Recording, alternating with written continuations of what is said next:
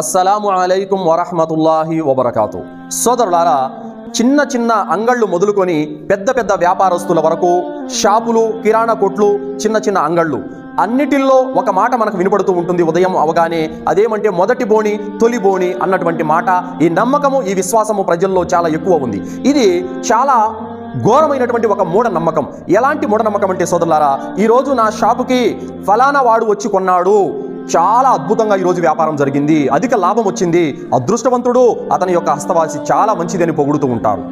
మరికొంతమంది ఈరోజు ఫలానా దరిద్రుడు వచ్చి కొన్నాడు, నాకేమీ జరగలేదు, వాడి బోని సరైంది కాదు, వాడి చేయి హస్తవాసి మంచిది కాదు, ఈరోజు నాకు వ్యాపారం ఏమీ జరగలేదు, దరిద్రం పట్టుకునింది, అతను దరిద్రుడు అని నిందిస్తూ ఉంటారు.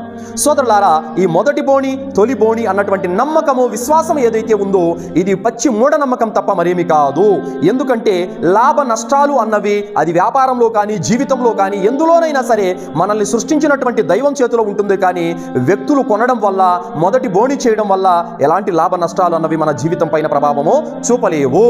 కావున మీ తల్లి గర్భంలో మీరు పిండంగా ఉన్నప్పుడు మిమ్మల్ని పుట్టించినటువంటి సృష్టికర్త, విధాత ఎవరైతే ఉన్నాడో ఆయన మీ విధిరాత రాశాడు.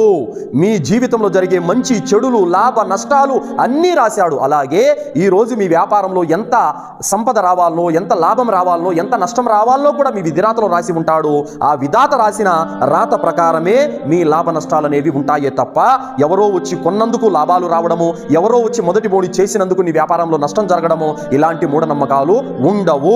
కావున సృష్టికర్త ఆయన ఎంతైతే ఈరోజు మనకు లాభాన్ని ఇస్తాడో అది మన విధిరాతలో ఉన్నది, ఎంతైతే ఈరోజు నష్టం కలుగుతుందో అది కూడా మన విధిరాతలో ఉన్నది అన్నటువంటి విశ్వాసాన్ని కలిగి ఉండాలి. ఫలానా వాడు వచ్చి బోని చేసినందుకు నాశనం అయిపోయింది, ఫలానా వాడు వచ్చి బోని చేసినందుకు నాకు ఈరోజు ఎక్కువ లాభం వచ్చిందని నమ్మడము ఇది దైవానికి, దైవ విధిరాతకు వ్యతిరేకమైనటువంటి విశ్వాసము. దీనిని వదిలిపెట్టేయండి సోదరులారా.